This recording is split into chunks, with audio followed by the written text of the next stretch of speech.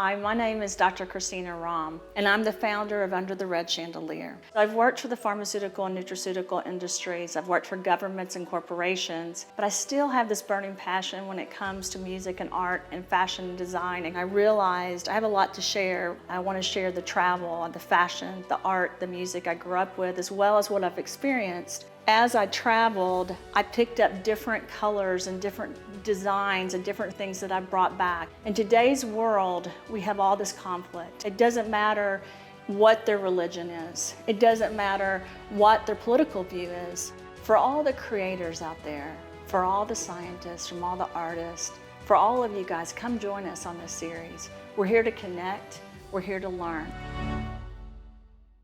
Hi everyone, my name is Dr. Christina Rahm, and I am here with Under the Red Chandelier, and I have the privilege of interviewing Adrian Ellison, and she is a modern day savant.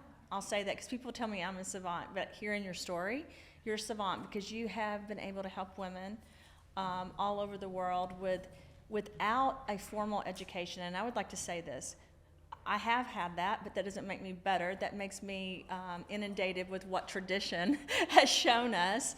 But I've studied neurotransmission my whole life, and I believe very much in the spiritual aspect and in the brain and the spirit and the soul and mind. And that can't be taught in a book. And I think most of science actually, and most of, I'll say magic, because what I mean by magic is those things that change the world and those things that make us better are not taught in a book. Absolutely. So I'm so excited to share with everyone. I really am. I love what you're doing, and Patrick shared a lot with me, and then Stephanie and Leslie told me about you, but it's an honor to meet you in person and to know what you're doing for women. And I have to say this, what you're doing for women and for the rest of our world. So thank you. And I'm excited to hear every piece of it that we can get in this one talk today. Good. Same, sister. Thank you so much for having me. And everything that you said, I resonate with so much. I appreciate the acknowledgement of the different paths that people choose to take when it comes to going on the healing journey of finding your purpose here and what you're supposed to do. So I am grateful to be here, and I'm so grateful to continue to be a storyteller and let that be how I share my light with the world. I want to share this with you, and we've done a bunch of podcasts, but I don't usually share personal things about me. But I was criticized even for my education, and I stayed in school for years. I just kept going back because I thought, I had to have it to prove, because I was in the pharmaceutical and biotech industry.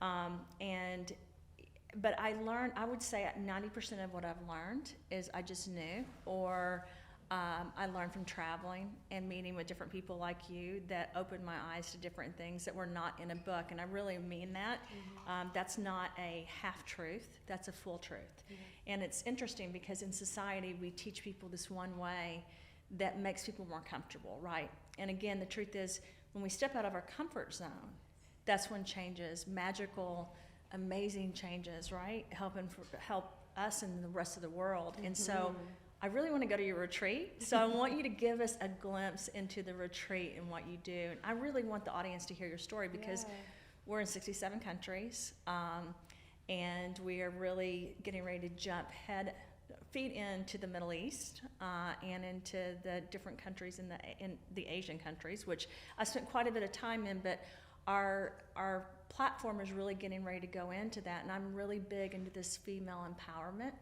and learning. So I would love for you to share with all these different countries what you do, so they can hopefully experience some of this with you. Yeah, the aspect that you mentioned of really learning about life and then later on reading it in books, that's been kind of my journey. I went through a very spontaneous awakening in 2018, and that's usually how awakenings happen, because awakening has everything to do with gene mutation. So there is a lot of science to it, and ultimately science is how we organize and measure what we are capable of organizing and measuring from the unseen. And so I really learned about all of this through a very messy process of self-exploration, and thankfully was able to come across texts and transmissions that had been written by other people who had been through this and had reached a level of self-mastery, to give me language that was like, oh, okay, now this doesn't necessarily make more sense, but now I have language that is translatable to another person, whereas I was holding all these experiences and these stories, but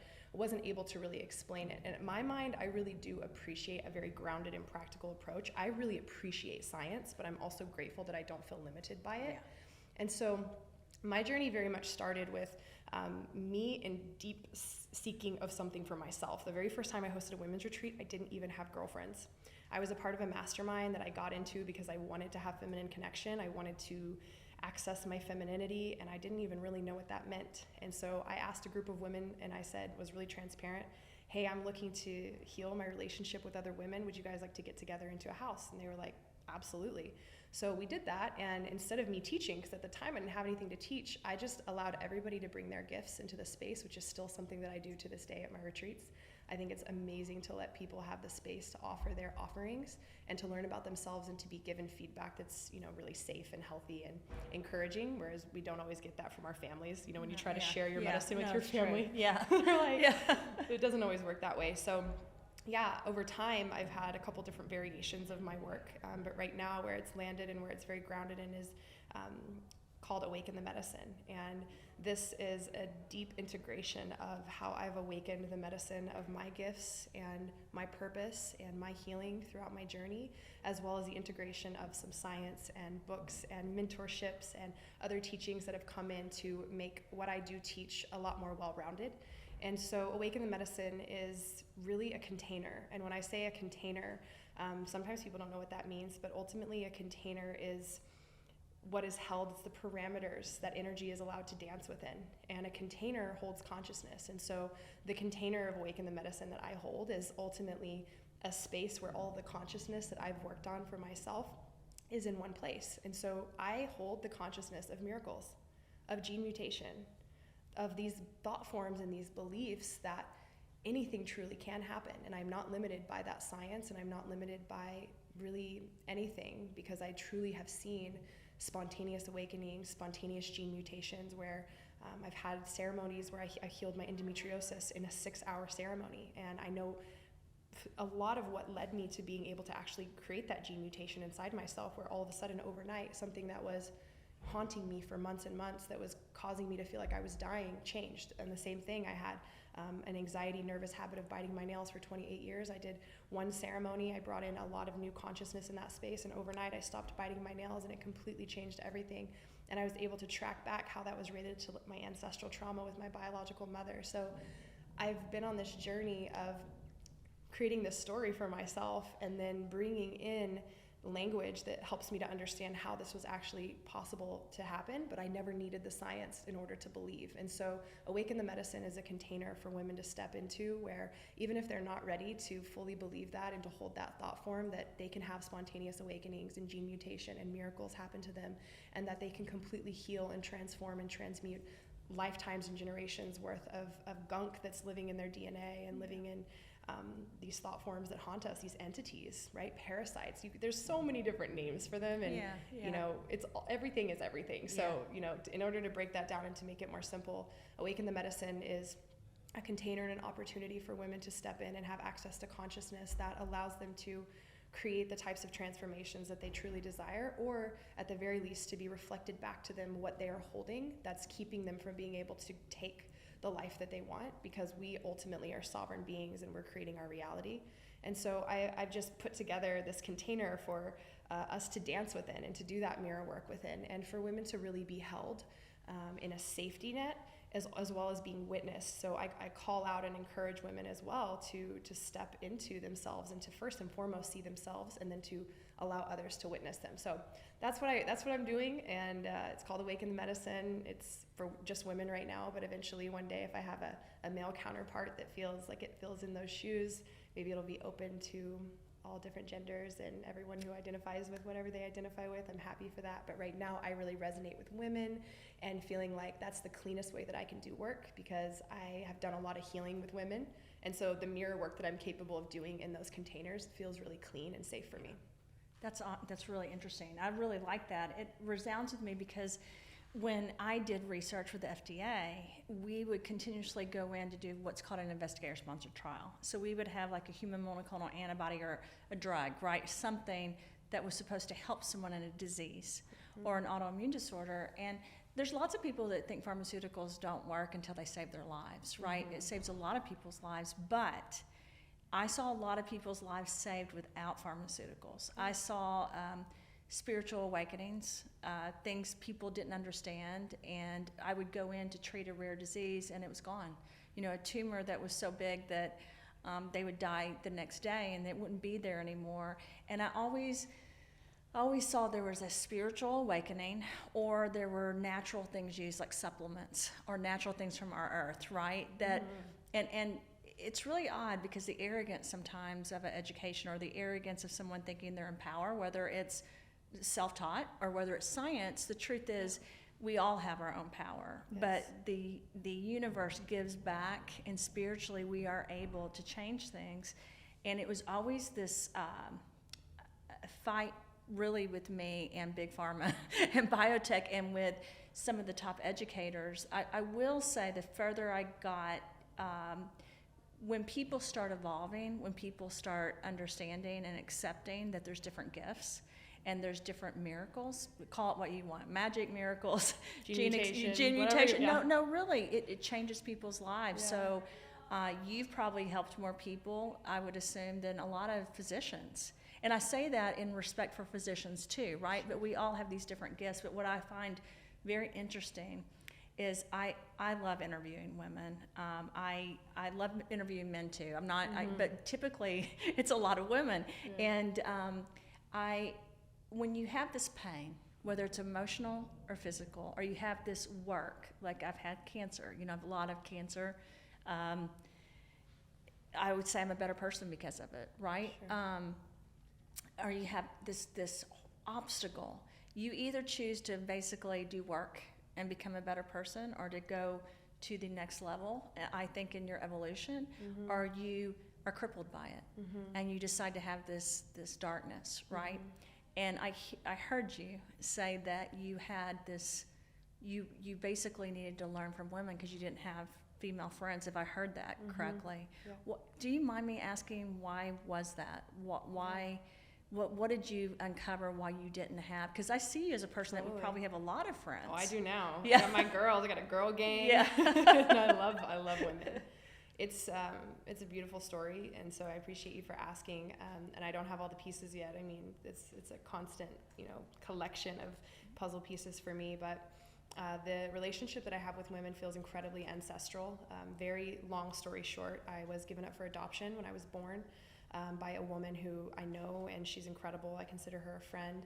And the dynamic that she was in when she had me and had to make this really hard decision was that she came from a very abusive, broken home where her mother was completely unable to really hold any space for her, and the male figures in her life were incredibly toxic and abusive. And so I think that her only way to really survive for so long was to really just check out as her mother did before her. And so, as my grandmother was pregnant with my biological mom, I was in my biological mom's uterus because our eggs are alive within 3 generations down. And so I didn't find this out until a long time before, but ultimately what ended up happening is that year that I decided, I want to have these female friendships, and I didn't really know why, but I felt like it was important. And, we feel called to certain things and we can't explain them. It's the integration process is learning, like, oh, we created all this chaos in our lives so we could see ourselves. And the year after that was whenever I stopped biting my nails. I went into a combo ceremony, which is a frog medicine. It's an Amazonian frog that they burn onto your skin, and it enters your lymphatic system and flushes the body, and it's a purgative. It's not psychedelic whatsoever. It's a heavy purgative on the body, and it's known to be really cleansing. And somebody randomly had told me doing 3-in-1 moon cycle was the way to go. So I was like, sure, sign me up. And when I was sitting with my healer, I was also in the process of learning about cord cutting, which is really, like, that's the magical witchy term for it, but it's really the process of healing your traumas and understanding your karma and how you interpret and respond to energies and how you're connected to them, how you feed relationships and all of that. And so she said to me, hey, this is a really powerful cord cutting medicine. Is there anyone you want to cut cords with, maybe in your lineage? And I was like, oh, I don't know. Like, she's like, well, a lot of times we carry things for our mothers. And so I thought, oh, well, yeah, that's a great idea. How about I cut cords with my biological mom and my grandmother, so I know they had a lot of abuse, and that way I'm not holding any of it. So, the dots get burned onto me. I'm throwing up in the bucket for about 15 minutes straight. And the next day I woke up and I stopped biting my nails, and my nails started to grow long and thick. I mean, my nails will get like crazy long, and they don't break, like thicker than when I used to have fake nails. And I just found this really odd, like really curious that this happened. And it was the first time that I had seen magic and physical manifestation that I was present enough to really notice. And so after that, I started to get really curious about, magic and these ceremonies and all of this. Well, I think from that time, what ended up happening was I opened the box of all the energy that I was holding through my lineage, and I got endometriosis. So within months, I started to bleed so much. Like I would produce a liter of blood in a day. And it got so bad that I would end up going to the emergency room. And I knew that I was dying. I could feel it. I had an assistant at the time that I eventually kind of had to like create space from, because she was there. She was the only person that was there with me witnessing it. I didn't let anybody else close to me. And it was like, I think too overwhelming for her. Like the amount of sick that I was really intense. And I got to this place where I was in so much pain. I'd been tracking like when the endometriosis would hit. I recognized it was connected to my circadian rhythm. And around 1 p.m. I would start to get these contractions and this pain. And by 4 p.m. I was at a level 8. And I was like, I don't know what it's like to give birth, but if it's worse than this, like, wow, it's a no for me. I would be hallucinating when it would be happening. I would be in so much pain that I talk about pharmaceuticals. I was super anti-pharmaceuticals up to that point, and I was like, give me anything.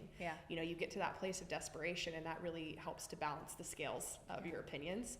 And so nothing would work. It didn't matter how much I was taking hydrocodone. I was just staying at that pain. But there was one thing that would alleviate some of that pain, and it was imagining and fantasizing about breaking things, crushing things, shattering things. And I have a really lovely home that I've spent a lot of intention building, and I would think about a baseball bat and just driving that baseball bat through every window, mirrors, my dressers. And I finally came to the conclusion that I was sitting with a lot of repressed rage. And so I got to a place where I was so sick that I kind of met this crossroad where I was like, I can either go back to the emergency room and I can fully surrender into Western medicine and allow them to do surgery on me and do whatever.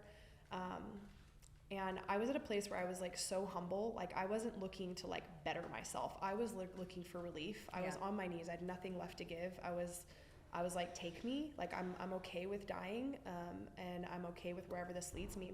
And I relived my birth with my biological mother, and I relived the feeling of what she kind of went through, which was that she got pregnant with me. She was fresh out of juvenile detention at the time, and she got into that as a way to save herself from her home, and then found the first guy that she could to kind of not have to go back into, it's just survival. Like the next step, what's the next step I can do to survive? It's like your pain, right? You do whatever at the time.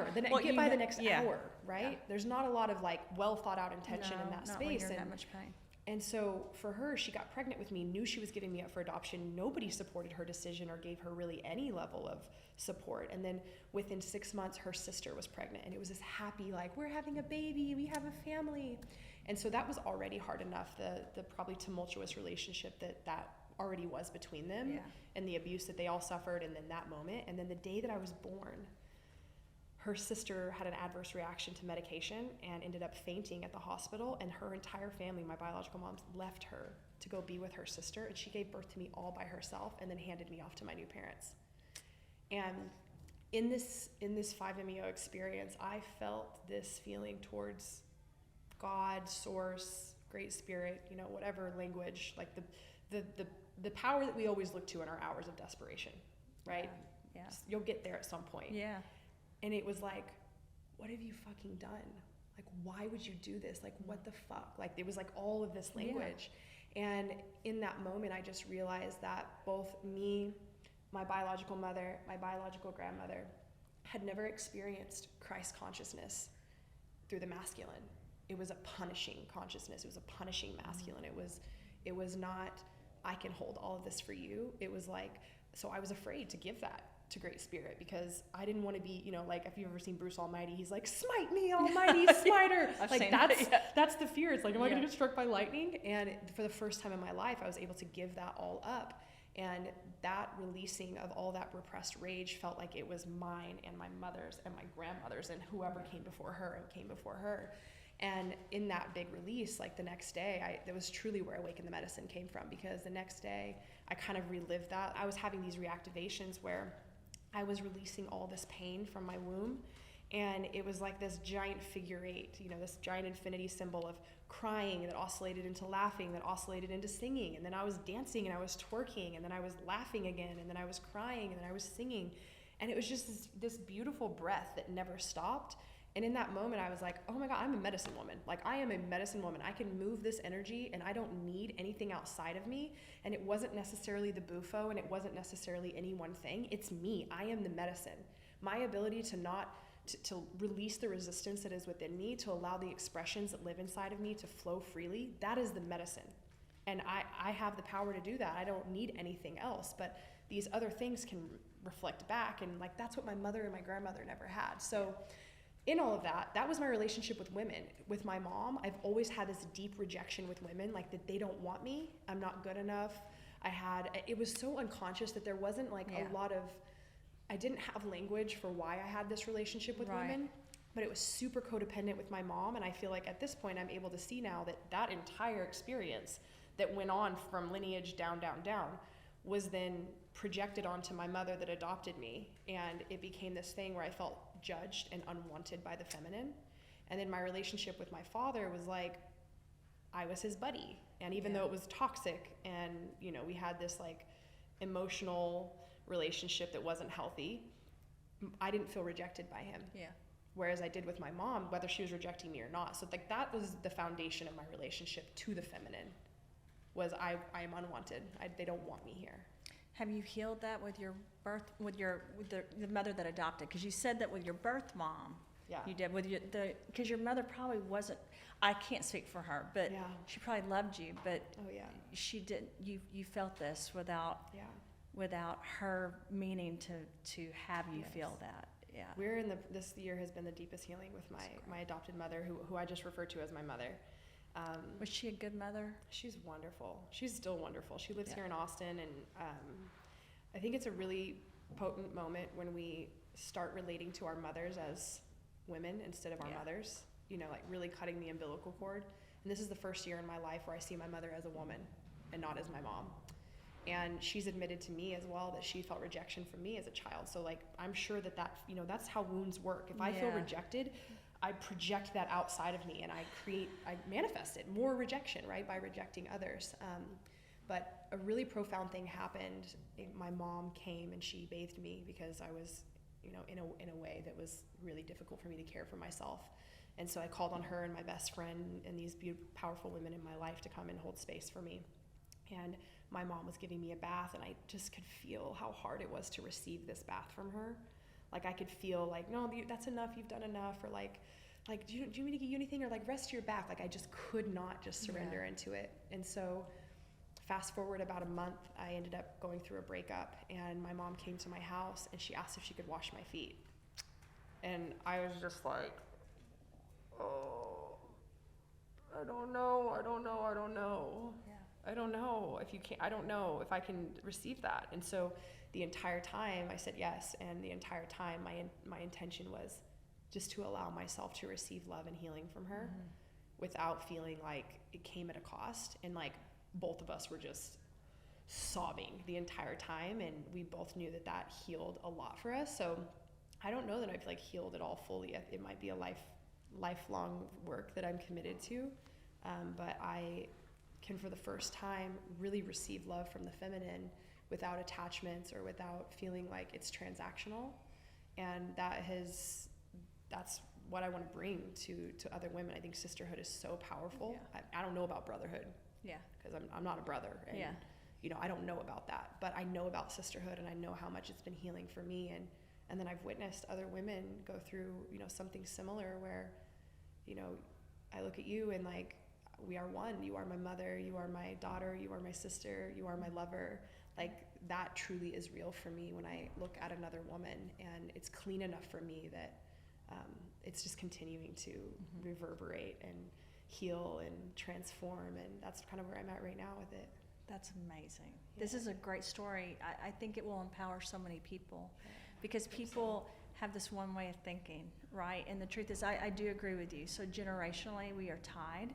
You know, some of our biggest trauma was before we were born or while we were in the womb, and people don't realize that. I think more and more that's going to come out, but it's something that's hard for some reason for people to accept. Well, I think people are in such victimhood with what's theirs. I think so too. And so then to be like, oh, well, you think that's bad. Guess what else you have? And they're just like, no, it's too much. It's too much, because they're in a state of disempowerment with it. Yeah. But once you empower yourself around your trauma, like for me, knowing that I had ancestral trauma and knowing that all of the pain and the suffering that was happening to me on an unconscious level was not just about me, and it's not just mine. Then you get rid of that like shame of feeling and guilt. It's like, oh, I have a bigger purpose with this. Like, let's go, let's do this. Well, like we teach all the time that you give your toxins to your child. We used to think it was 30%. Now we're like 70 to 80%. You're giving your heavy metals, your toxins in your body. And we know that it's compounds over generations, right? Yes. Our earth is the same way, by the way. We all share, and you know this, we all share the same DNA. So our earth has this, and so I teach that a lot, but I sometimes bring in emotionally, mentally, spiritually, we do the same thing. That's a very hard concept, but you probably, my background is a lot of energy work through nanobiotechnology. So I studied how to use energy levels to do things. Unfortunately, a lot of nanobiotechnologists have done negative things, right? But I really studied it to heal and to help people. And generationally, you share this energy and then you pass it on. And we are so tied to tags, right? Like, this is my husband, this is my daughter, this is my sister. And like you said, energetically, it's all back and forth. It doesn't need to be a title.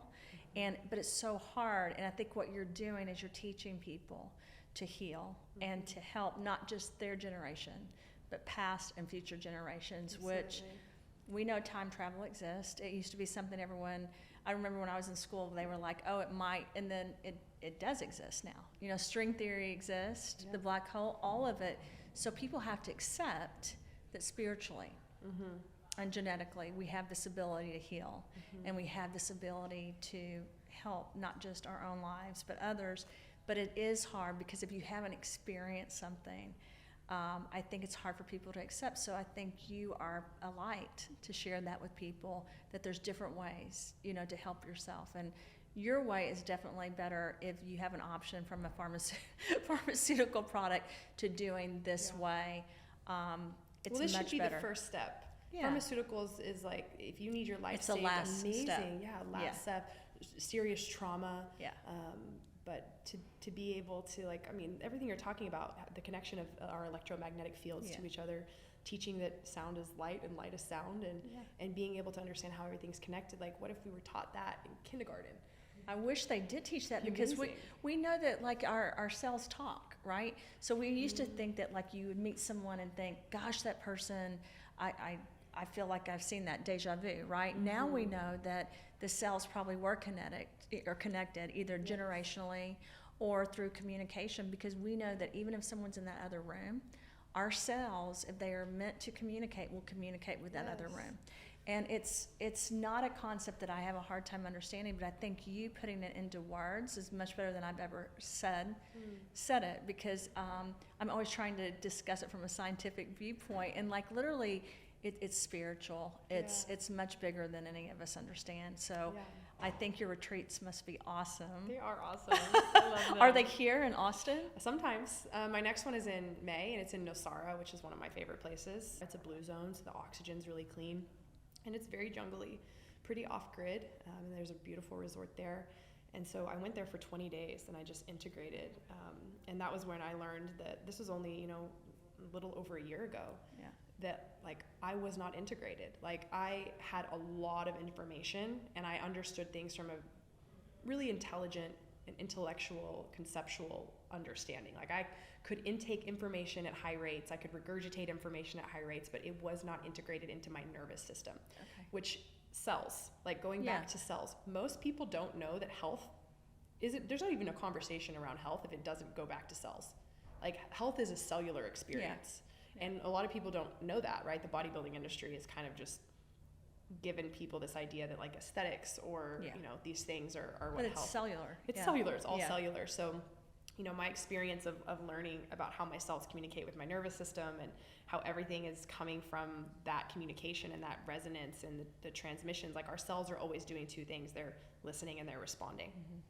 And so once I started understanding that, I was realizing like, I have all this information, but the way that my cells are, my nervous system and my cells are responding to what's going on is I'm still in a threat. I'm still in fight or flight. Yeah. And I'm not able to take all this beautiful information about enlightenment and actually live and step forward with it. I'm still incredibly reactive.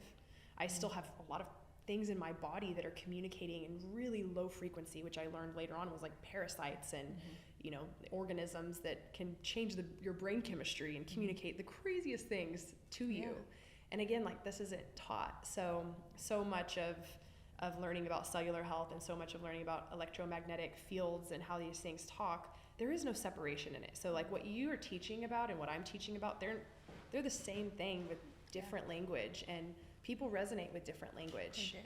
And so I think it's so important to bring these conversations of like, how can we bridge the gaps between all of this and ultimately help bring everybody back to the same thing, which for me, the breath is one of the greatest metaphors of life. Yeah. Like the inhale and the exhale, they oscillate. They don't really start and stop. So they're kind of one and the same, one movement, the same way sound and light. Yeah. is. But it's so important, and we forget how important it is. Like I get caught up so many times in the day, and literally I will hear a voice say, "Christina, breathe." And so I will immediately stop and I'll breathe because when it happens, I literally wasn't breathing. Like I was so busy talking or so busy thinking of what I had to get done. And then the truth is, in that moment, like that moment you're living is so important, and your ability to understand. So I have this major thing where I understand each cell is so important, and each cell in my body, like I can talk to my cells. I don't say this a lot, but people that have heard me talk, I say a little bit. I mean, I believe I can talk to them and self-heal because and it's funny, the products that I made, I sang. You know, when I made the products, I always do. My mother used to sing, my mom was a musician. And so I always do everything around art and music, right? Because that makes my soul happy. And most people would say, well, what does it have to do with your formulas? And my answer is it has everything to do with it. Everything to do with I know. And so I don't, you know, it's not a popular belief. Like, it's so much easier for me to sit and talk about, oh, I got this degree, than to really tell the truth, which is I just knew the answers to that, and I just knew what I needed to do. The truth is that that's inside of us. It will unlock who we're meant to be.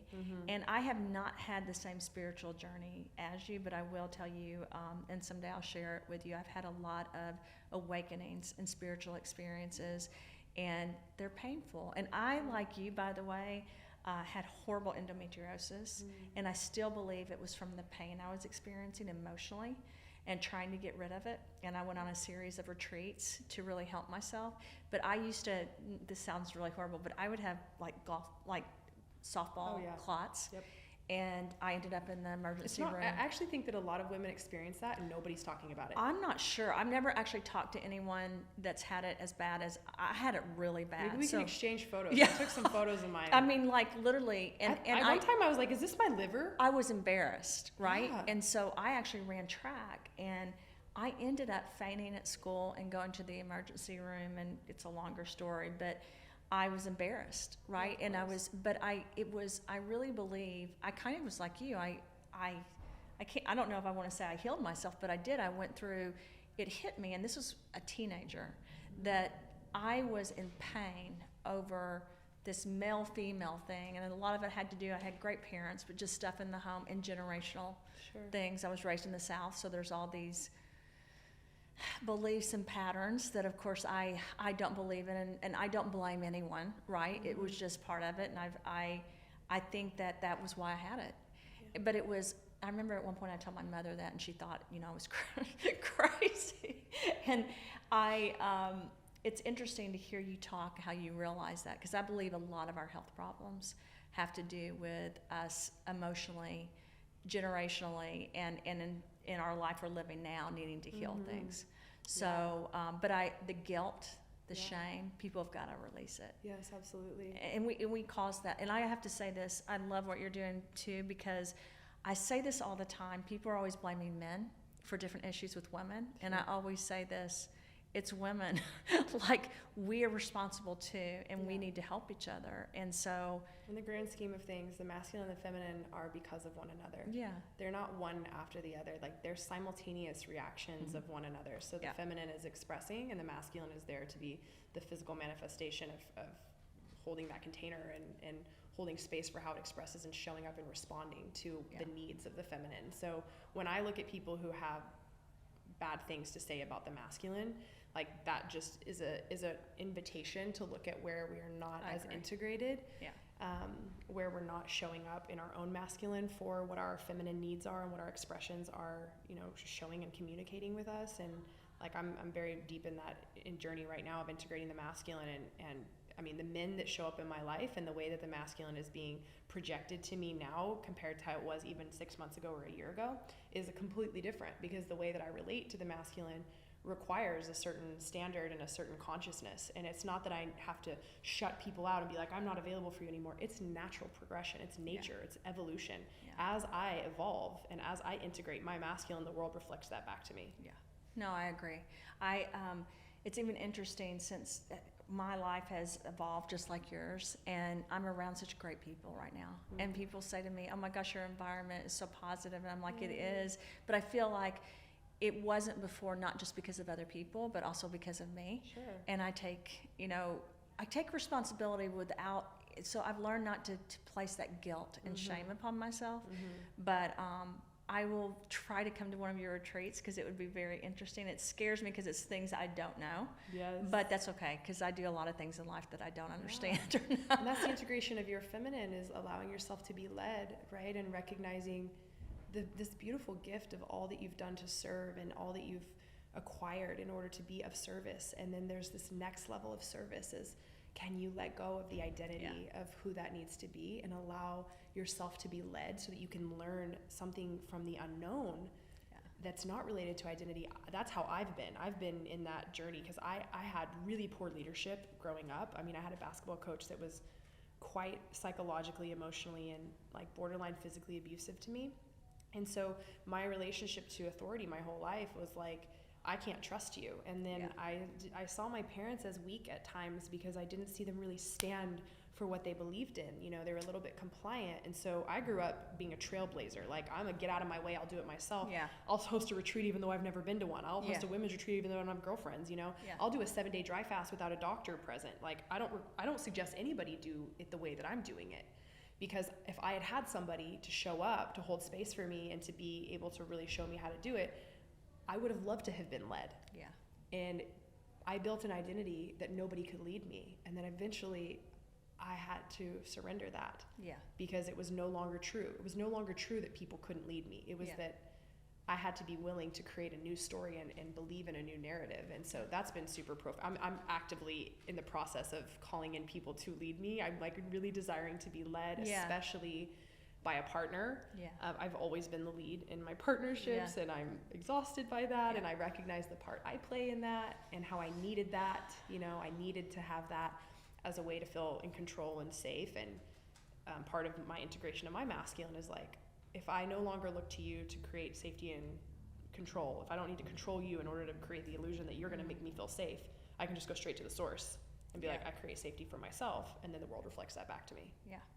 No, you're absolutely right. I have that same problem. I always want to lead, but I do. I will say that it's makes you stronger to let other people lead as well. Oh, it does. It's true strength. It is, to let go, because if you always hold on and you always have to be in control, which it's so funny. The other day we were in a conversation and everyone around me was like, Christina, that's because you have to be in control. And I'm like, really? Does everyone know that about me? Yeah. But it's, if you can let go of that control, which is really hard. Yeah. Like, it's really hard, right? It is. It's hard. Like, I can't even fly because I'm like, why can't I fly this plane? Someone else is flying the plane. Yeah. But you've got to let go. You also need a safe environment where it's actually safe to let go, because if you let go, like, so say I enter into a relationship with a man who's incredibly toxic, and I'm like, okay, I'm going to practice surrendering to this person. Oh yeah. Like, all I'm going to do is perpetuate my trauma. I'm going to draw in even deeper that I can't trust my partner. But if I allow myself to not be drawn towards the things that charge me, and you know, this is why inner child healing is really important. This is why really doing your work is important, because a lot of people think that love is charge. Love is neutral. Mm-hmm. Love is the primordial hum of the universe. Yeah. It is not the pull. Yeah. It is constant. Yeah. It's the constant. The charge, that's the opportunity to reconcile. That's the idea of something different, or the opportunity to win or to gain, right? And if you're always being drawn to that, then you're going to perpetuate your trauma, because you're going to end up in these karmic twin flame. Like, there's so much language for it. Yeah, karmic it's true. twin flame. Because you feel that energy, right? Yeah, because and you're like, I can get this thing yeah. that I'm not even aware of that I need, because I'm playing out something from my past, and like pain is very present, versus like, I'm going to choose to show up into a container that is a safe place for me to finally do this work. And that's why relationships like are the community is the most healing thing that you can do. Like, if I had to give somebody one thing that will create healing for you, the most important thing of all, and it's not going to be pharmaceuticals or therapy, it's going to be community. Because that mirroring aspect, to be integrated into a group of people who can fully receive you, and they're not triggered by whatever triggers you, it's just like that clean reflection. That is going to change everything for the whole world. And so, you know, not feeding into the propaganda that's trying to separate us, because that's the shadow. The shadow drives separation. So anywhere in the world where something is telling you that you need to be separate from something else, that's the devil. That's evil. That's the shadow. That's fear. Yeah, it's fear-based. Yeah, and so it's like super easy to identify, and being able to recognize that is also what creates suffering in the body. Shadow and pain and suffering is consciousness expressing with resistance. Enlightenment is consciousness expressing without resistance. Yeah, so absolutely. It goes back to a gene mutation happens when we are allowing the light that already lives inside of us to transform our cells. We don't need to pull light from anywhere else. It is within us. It's just either activated or there's resistance around it. And so all of this healing and everything that people so deeply want, they want to get to that place where they're not in their pain body, and they're not suffering, and they're not playing out their patterns, and they're not constantly insecure or feeling rejection, or, you know, creating barriers around themselves. Like, all of that is the path to that, is allowing what it lives inside of you to express without resistance. And you know what lives inside of you when you go to that place where you say, I'm open to being led, and I'm open to really inviting these aspects of myself that I've denied for so long to be closer, realizing that I am everything, so everything could potentially live inside of you. Yeah. And anything that you say, that absolutely does not live inside of me, well, that is a lighthouse. Yeah. When you have that much resistance around something that says, no, I will not be this way, or this is not a part of me, or I don't do that, that's like the key indicator of, okay, this is an invitation. And then from there, starting to explore it, and ultimately, like what you're talking about when we're talking about the electromagnetic field and how everything ultimately is light. You know, when you're saying you sing to things, like, sound is light that you can't see but you can hear. So when you're singing to it, you're literally creating light waves that go into this, and that comes into the cells, and that resonates with that light, and it invites more light to come through. That process, that's not outside of you. It lives within you, and it's available to every single person, regardless of their trauma, regardless of their background, regardless of their education. And sometimes education limits our ability to see the other side, the unknown of it, right? Yeah. So I just love that, like, you're so integrated in that. And I know. Well, no, I understand, because I didn't learn things from a book. Yeah, totally. You know, but I always open myself to learning wherever I am.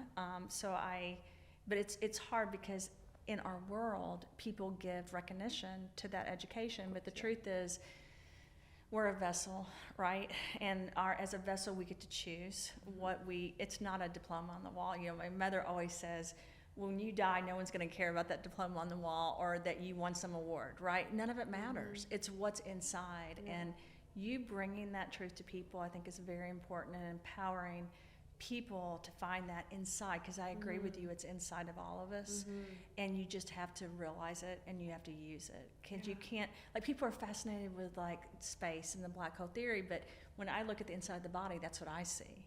And so I'm like, why can't everyone realize they have that inside, and they have this gift that no one else has. And I just think if you could unlock that potential in each one of us, we would have an amazing world. Yes. And I think even what we went through the last 2 to 3 years is helping some of us do that. Oh yeah, talk about a black hole. I mean, it is a black hole. Yeah. It's, nobody knows what's on the other side. Yeah. And nobody realized how fragile this system was until it was like, oopsies, the world broke. Yeah. And that was the biggest wake-up call for me. I was like, oh, nothing's real. Like, it's all just a made-up world of people's rules.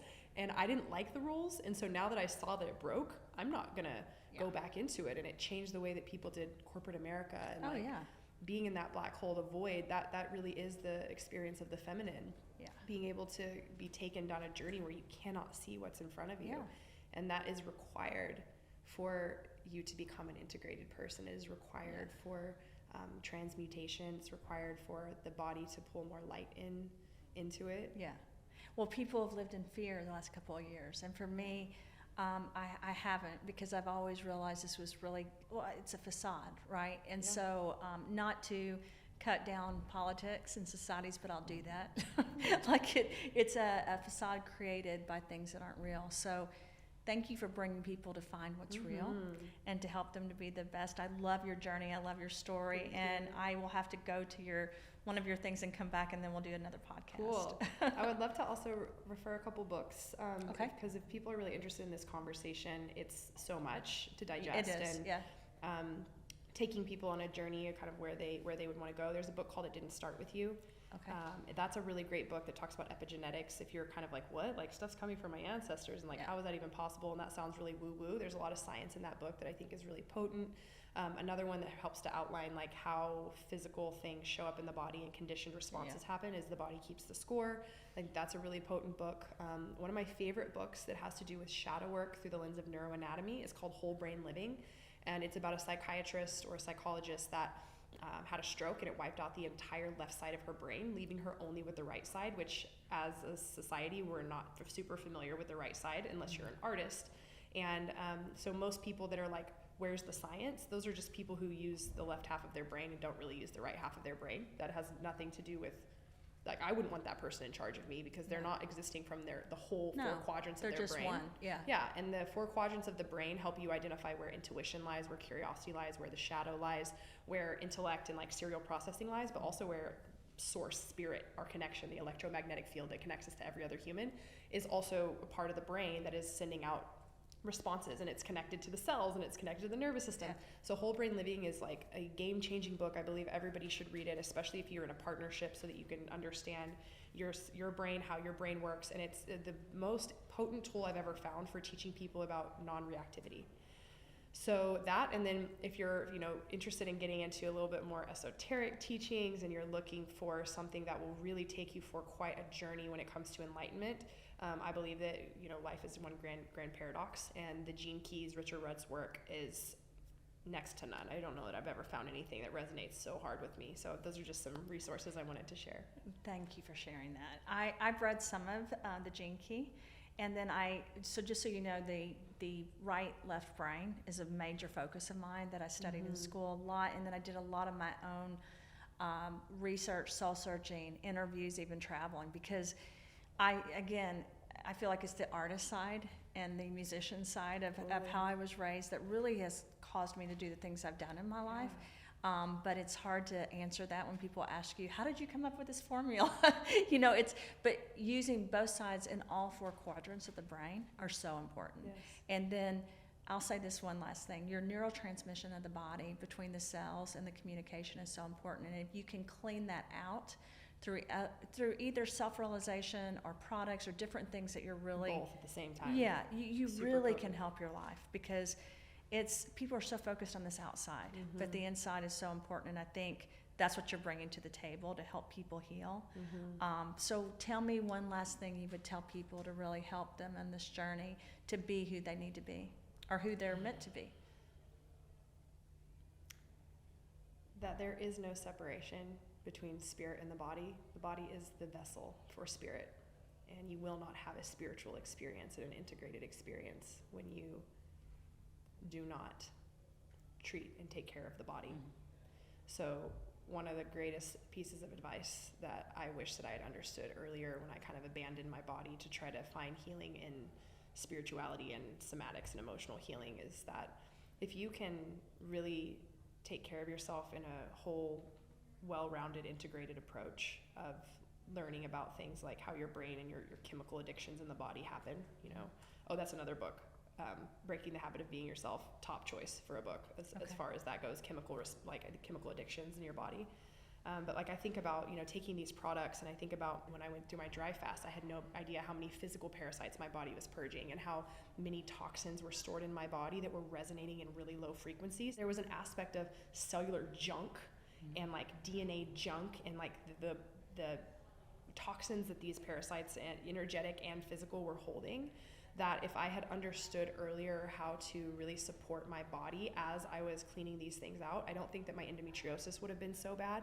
Like my body wasn't supported when I started cleaning out ancestral stuff. Yeah. So that's like the one regret that I kind of have in the beginning was I wish that I had gotten the support of my body first as a foundation before I had deep dived into my spiritual journey, because my physical vessel was not healthy or prepared to release everything that I was releasing through all of that energy work.